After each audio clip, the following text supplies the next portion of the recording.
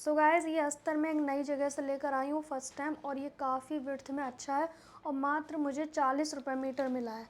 आप सोच सकते हो ये कितनी बेस्ट क्वालिटी है, पर मैं फ़र्स्ट टाइम लेकर आई हूँ। सो गाइस, आप लोग कमेंट करते हो कि आप कौन सा अस्तर लगाते हो, कौन सी आयरन से आप अस्तर को प्रेस करते हो। तो देखिए, आयरन तो मेरे पास ये बहुत पुरानी है और इसी से मैं घर के कपड़े भी करती हूँ और कस्टमर के भी। ये आयरन मेरे पास बहुत ही अच्छी क्वालिटी की है, ये मर्फी रिचर्ड्स कंपनी की है। अगर आपको चाहिए होगा तो मैं टैग कर दूँगी, या फिर आप लोकल मार्केट से भी ले सकते हो। अगर ज़्यादा पैसे हैं तो आप स्टीम प्रेस भी ले सकते हो, बट मेरा काम इसी से चल रहा है तो मैं इसी से कर रही हूँ। और यहाँ पे आप देख सकते हैं अस्तर की विड्थ कितनी ज़्यादा है, क्योंकि मैं एक नई जगह से मैंने अस्तर लेकर आई हूँ।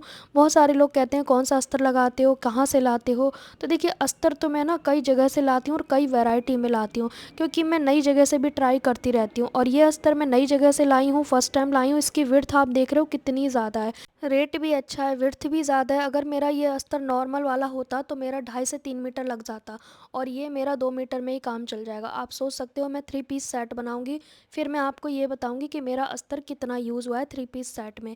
यहाँ पे मैं आपको दिखा रही हूँ फ़ोन में टाइम कि मैं 12:30 बजे के आसपास बैठ रही हूँ अपने काम पर, और अभी तक मैंने जो चैनल के काम थे वो किए थे, जबकि मैं पहले से ही एक दिन पहले निपटा चुकी थी। फिर भी मेरा आधा दिन जा चुका है और आधा दिन ही मैं काम कर पाऊँगी, आई थिंक 4 या 5 घंटे।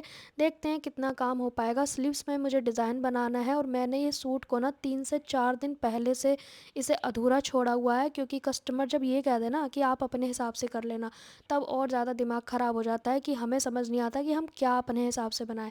और अपने हिसाब से बेस्ट नहीं बनाया तो उन्हें लगेगा कि भाई हमें कुछ आता ही नहीं है। मैं चाहती हूँ कि कस्टमर खुद अपने डिज़ाइन वगैरह बता के चला जाए, मैं अपनी सिरदर्दी ना पालूँ, क्योंकि मेरे टेंशन के चक्कर में ही 4 दिन से अधूरा पड़ा है सूट। अब मैं इसमें कुछ नया ट्राई कर रही हूँ अपने ही दिमाग से। मुझे नहीं पता है ये डिज़ाइन कैसा बनने वाला है। इस डिज़ाइन का जो खुराफाती दिमाग मेरे अंदर पता है कहाँ से आया, जैसे कि हमारे घर में जो छोटे मंदिर होते हैं ना लकड़ी के, उसमें इस तरह के कमूरे टाइप के डिज़ाइन बने होते हैं। उसी शेप को मैंने पेस्टिंग पे उतार दिया है और उसे कपड़े पे पेस्ट करके स्लीव्स में मैं बना दूंगी। और इन कमूरे वाले डिज़ाइन में कट लगाना ज़रूरी होता है। आप इसे देखते रहिए कैसे बन रहा है, कैसा अच्छा लगेगा बुरा लगेगा वो भी बता देना, अच्छा लगेगा वो भी बता देना। आज मैं कुछ खास वीडियो नहीं शूट कर रही हूँ समझाने वाली, तो हो सकता है कि मैं काम ज़्यादा कर लूँ, क्योंकि शूटिंग करते वक्त ना समझाना पड़ता है, बहुत ज़्यादा टाइम लग जाता है। और मेरे पास मात्र 3 या 4 दिन बचे हैं जाने के लिए। मैं बहुत टेंशन में हूँ कि मेरा खुद के कपड़े कब सिले जाएंगे, और मैं चाहती हूँ कि पहले मेरे कपड़े सिल जाएं गाइस, और कस्टमर के तो कभी ख़त्म होने वाले नहीं हैं। और कुछ कपड़े मैं ऐसे ही छोड़ के जाऊँगी। इवन मेरे पास अक्टूबर नवंबर तक के कपड़े आ चुके हैं। आप सोच सकते हो कि मैं कैसे फ्री हो सकती हूँ इस काम से। अभी का टाइम ऐसा चल रहा है, ना तो खाने पीने का होश है, ना सोने का होश है, किसी चीज़ का होश नहीं है। इसीलिए मैंने अपने दिमाग को डाइवर्ट करने के लिए मैं देख रही हूँ कैलाश पर्वत की यात्रा, या फिर मानसरोवर जो कैलाश पर्वत है, या फिर अमरनाथ, इस तरह की यात्राओं की वीडियो देखती रहती हूँ मैं। या फिर किसी संत महात्माओं की वीडियो देखती हूँ जो बिल्कुल ही जंगल में पहाड़ों में रहते हैं, जो संत बिना सुविधा के रहते हैं फिर भी भगवान का, ईश्वर का शुक्रिया अदा करते रहते हैं। उन्हें देख के हमें ये हिम्मत मिलती है कि हमारे पास कुछ नहीं है या है फिर भी हम ब्लेम करते रहते हैं। लेकिन ब्लेम करने से अच्छा है कि जितना है जो है उसमें खुश रहना सीखिए, और जितना हमें मिला है वो शायद औरों के पास नहीं है, कोई शायद इसी के लिए तरस रहा है। अगर आप पहाड़ की ऊंचाई को देखकर चलोगे तो ज़रूर आपको तकलीफ होगी, ठोकर लग जाएगी। आपने नोटिस किया होगा जब भी हम ऊंचाई को देखते हैं तो हमारे गर्दन में पेन होता है।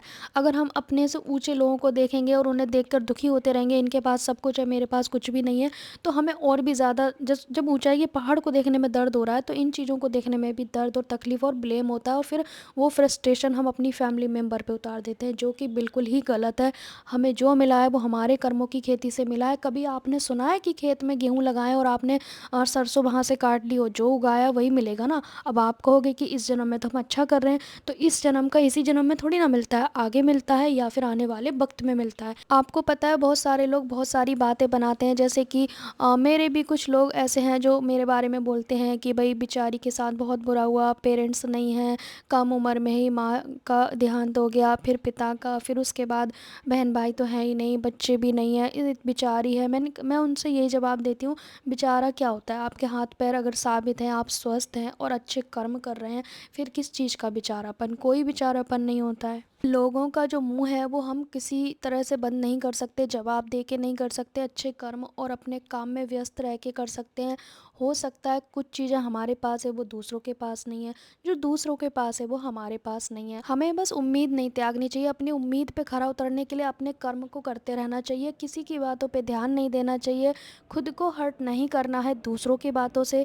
अच्छा, एक चीज़ और बता दूँ, मेरे जो नई ऑडियंस है वो पूछती है कि आपके बच्चे कहाँ हैं, तो शायद उन्हें, नई ऑडियंस को नहीं पता है, तो मैं आपको बता दूँ कि मेरे मम्मी पापा भी नहीं है, मेरे बच्चे भी नहीं है, मेरे बहन भाई भी नहीं है, मैं इकलौती संतान हूँ अपने माँ बाप की।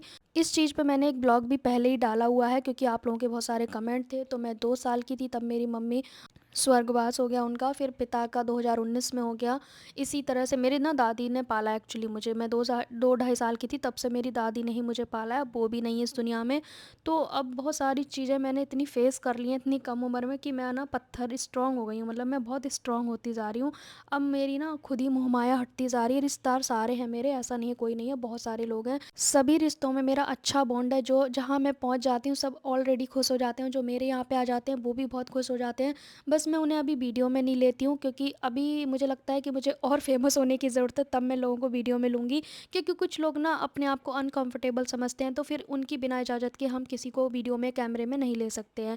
इसलिए मैं सबको नहीं लेती, फैमिली मेम्बर्स को या किसी को भी जो अनकंफर्टेबल रहता है। बाकी जो वीडियो में आने को तैयार रहते हैं उनको हम ले भी लेते हैं। कुछ मेहमान मेरे आते भी हैं तो मैं क्या है, रसोई में ही लगी रहती हूँ, मुझे फ़ोन उठाने का, कैमरा उठाने का बिल्कुल भी टाइम नहीं लगता है, तो मैं उन्हें वीडियो में नहीं ले पाती हूँ। लेकिन मैं जल्दी कहीं किसी के यहाँ जाऊँगी तब मैं ज़रूर आपके साथ वीडियो शेयर करूँगी। अभी शादी ब्याह भी नहीं है मेरे रिलेटिव्स में जो मैं आपको उन लोगों से भी मिलवा सकूँ, बाकी सारे लोग हैं मेरे पास, बस मेरे मम्मी पापा नहीं हैं और बहन भाई इसलिए नहीं है क्योंकि मैं इकलौती संतान हूँ, और मेरी जो मम्मी है वो बच्चे को जन्म देते वक्त ही मतलब उनका निधन हो गया। तो इस तरह की मेरी कहानी है। और गाइस, आप लोग कहते हो बच्चे नहीं हैं, तो नई ऑडियंस को शायद नहीं पता है, तो जी हाँ, मेरे बच्चे नहीं हैं, पर भगवान की कृपा से ज़रूर होंगे। बस मैं महादेव को मनाने के लिए पीछे पड़ गई हूँ हाथ धो के, तो अब वो दे के ही रहेंगे, कब देंगे वो मुझे भी नहीं पता। आप लोगों के साथ तो हमारा ये चैनल है ही कनेक्ट, आप देखेंगे ये मेरे बच्चे जब हो जाएंगे तब।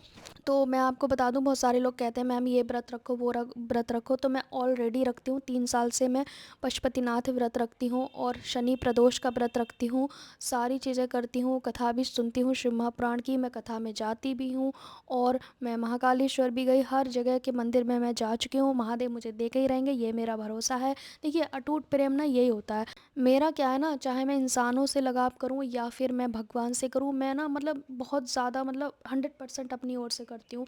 चाहे वो मेरी सुने या ना सुने, लेकिन सुनेंगे ज़रूर। परीक्षा तो देखो होती है, और अच्छा एग्ज़ाम दिया है तो परीक्षा भी उसी लेवल की होने वाली है ना। सो गाइस, और बहुत सारे लोग कहते हैं कि आप इस मंदिर जाइए उस मंदिर जाइए, तो मैं उनके लिए एक कहना चाहती हूँ, जैसे कि मीरा कहती थी ना, प्रेम गली अति साकरी जा में दो न समाए। तो देखिए, महादेव के सिवा मैं किसी और दर पे जाऊंगी नहीं, और ये मेरी ज़िद है, क्योंकि मेरे पिता महादेव से बढ़कर इस दुनिया में शायद ही कोई होगा, उनसे बड़ा कोई इस दुनिया में हो नहीं सकता, और उनको त्याग दिया मैंने तो इसका मतलब मैंने उन पर भरोसा छोड़ दिया।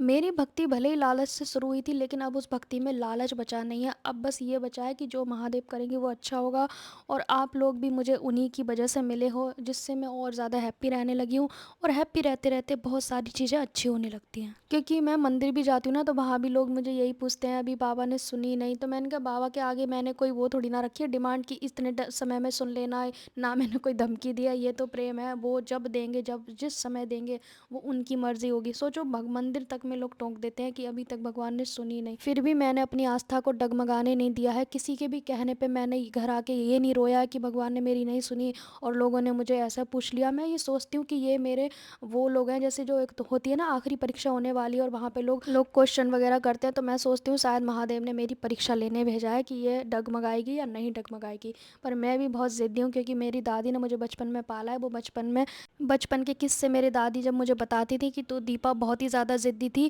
क्योंकि जो बिस्किट का पैकेट होता है ना, उसमें से किसी ने एक भी ले लिया तो मैं पूरा पैकेट फेंक देती थी और दोबारा मांगती थी दादी से कि मुझे पूरा नया पैकेट ला के दो। वैसे तो मुझे हंसी आती है कि मैं इतनी ज़िद्दी भी थी। आज मैं मतलब मुंह मेरा बिल्कुल बंद रहता है, मैं किसी से कोई डिमांड ही नहीं करती हूँ। लेकिन मुझे रिवर्स माइंड में ये ज़रूर आया कि मैं महादेव से भी ऐसी ही जिद कर सकती हूँ, और मैं उन्हें बस अपने इष्ट, अपने गुरु, अपने माता पिता सभी मानती हूँ।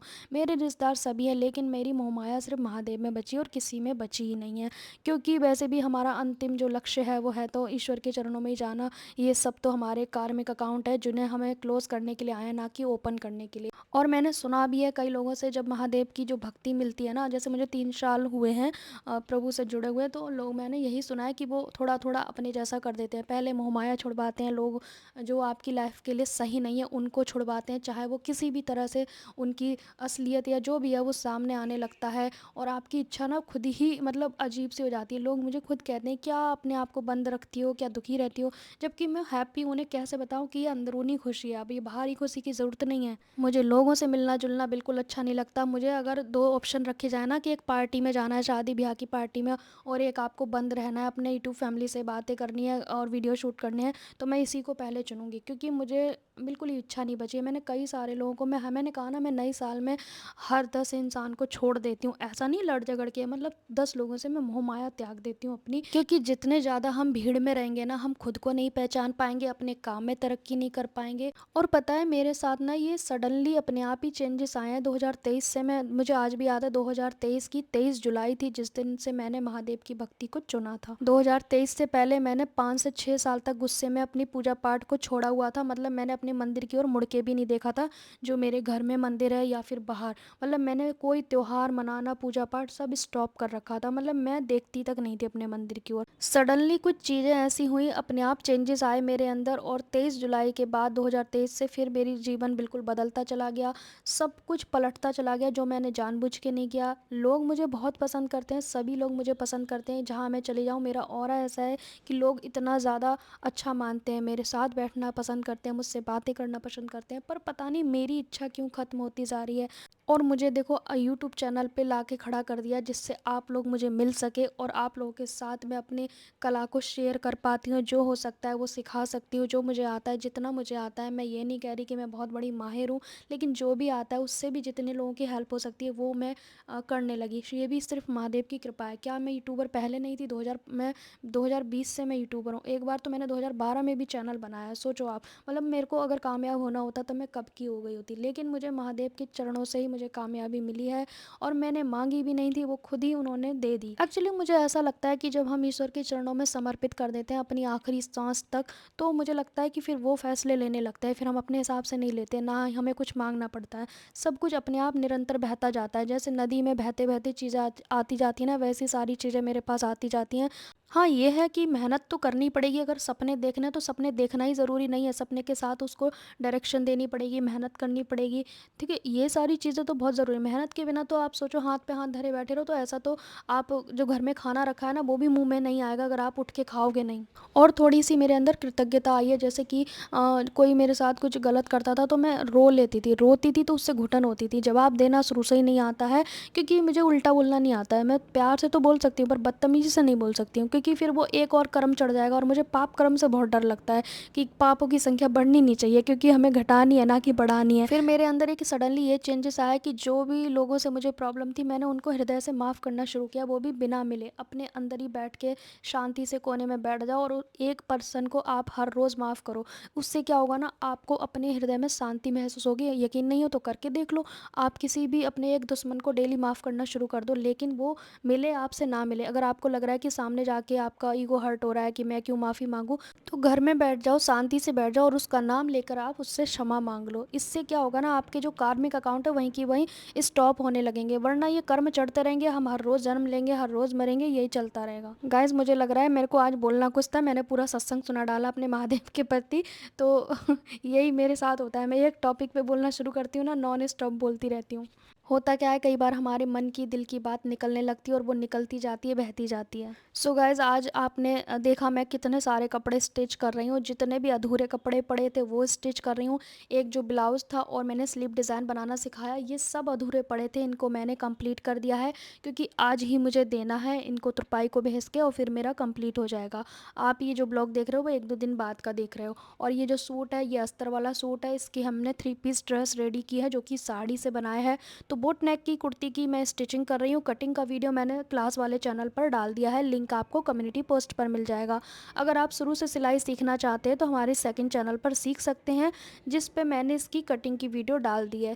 स्टिचिंग की वीडियो इसलिए नहीं डाली क्योंकि मुझे बहुत ही जल्दी में देना था ये सूट, और स्टिचिंग करती तो बहुत टाइम लग जाता। वैसे भी मैंने अस्तर वाले सूट की वीडियो दोनों चैनल पे डाली हुई है, आप प्लेलिस्ट को चेक कर लिया करें, दोनों चैनल की हर तरह की वीडियो आपको मिल जाएंगी। और आने वाले टाइम में मैं बहुत सारी वीडियोस आपके लिए लेकर आने वाली हूँ, कुछ नया, कुछ यूनिक, कुछ अच्छे डिज़ाइनर। तो यहाँ पर आप देखो मैं कितनी बारीकी से काम करती हूँ, जबकि मैं कोई वीडियो भी शूट नहीं कर रही हूँ सिखाने का, और देखो मैं कितना बारीकी से काम कर रही हूँ। ऐसा नहीं है कि मैं वीडियो के लिए बहुत स्लो सिखाती हूँ, पर मेरा काम ऑफलाइन भी ऐसे ही होता है, इसलिए मैंने अपने काम की स्पीड पर ध्यान ही नहीं देती हूँ, मैं अपने क्वालिटी पे ध्यान देती हूँ। देखिए हमारा काम है 100% देना, फिर लूज़ टाइट तो होना नॉर्मल सी बात है, लूज़ टाइट तो होती रहती हैं, क्योंकि कई बार कपड़े का प्रॉब्लम भी हो जाता है। हम मान लो 2 इंच की लूजिंग ऐड करते हैं और मोटे कपड़े में वो टाइट होने लगता है और पतले कपड़े में वो लूज़ होने लगता है। तो कई बार आप कहते हो ना 2 इंच की लूजिंग ज़्यादा हो जाती है, कभी कम हो जाती है, वो कपड़े पे भी होता है। हम तो देखो हमें प्रैक्टिस है तो हम कपड़े भी देख लेते हैं, बॉडी स्ट्रक्चर भी देख लेते हैं, उसके हिसाब से हम कटिंग स्टिचिंग करते हैं। मुझे 1-2 कमेंट आते हैं कि मैम हमें तो आलस आता है सिलाई का काम करने में, हम तो घर के काम में ही थक जाते हैं। तो देखिए मैं मानती हूँ घर के काम से भी थक जाते हैं, ऐसी बात नहीं है, नहीं थकते हैं, बट आप थोड़ा सा समय अपने लिए आधा घंटा 1 घंटा निकाल सकते हैं, जिससे आप कुछ सीख भी सकते हैं। और अगर आपको आता है, बाहर का काम करते हो, उसके लिए आलस आता है, तो देखिए ये तो गलत बात है। आपको टाइम पे कपड़े देने चाहिए, जिससे आपके कस्टमर भी टाइम पे आए जाए और हमेशा के लिए वो आपके परमानेंट कस्टमर बन जाए, क्योंकि उन्हें सारी सुविधा नहीं मिलेंगी तो वो नहीं आएंगे। उन्हें जहाँ टाइम पे मिलेगा, सही फिटिंग मिलेगी, वो वहीं जाएंगे। रेट का इतना अंतर नहीं आता है कि सस्ते के लिए सब भागते हैं, नहीं, सस्ते के लिए कोई नहीं भागता, सस्ते के साथ अच्छा हो तभी वो भागते हैं। मेरे पास तो ढेर सारी ज़िम्मेदारियाँ हैं, कभी आपको अच्छे से वीडियो में बताएंगे कि क्यों इतनी मेहनत करनी पड़ रही है मुझे। वैसे ज़रूरत तो नहीं थी, बट फिर भी मुझे करनी पड़ रही है। कुछ ड्रीम है, कुछ गोल्स हैं जिन्हें पूरा करना है, कोशिश पूरी करेंगे, बाकी सब महादेव के ऊपर छोड़ दिया है, अपनी मेहनत करना छोड़ेंगे नहीं, बाकी जो होगा वो देखा जाएगा। वैसे भी हम कुछ लेकर तो आए नहीं थे, तो ऊपर क्या ही लेकर जाएंगे। हाँ, अच्छे कर्म लेकर ज़रूर जा सकते हैं और अच्छे कर्म छोड़ कर भी जा सकते हैं, जिससे लोग हमें याद रख सकते हैं। इसके साथ जो पैंट बनाया है उसकी वीडियो मैंने सेकंड चैनल पे डाल दी है, अस्तर वाले पैंट की देखनी है तो जा सकते हो चैनल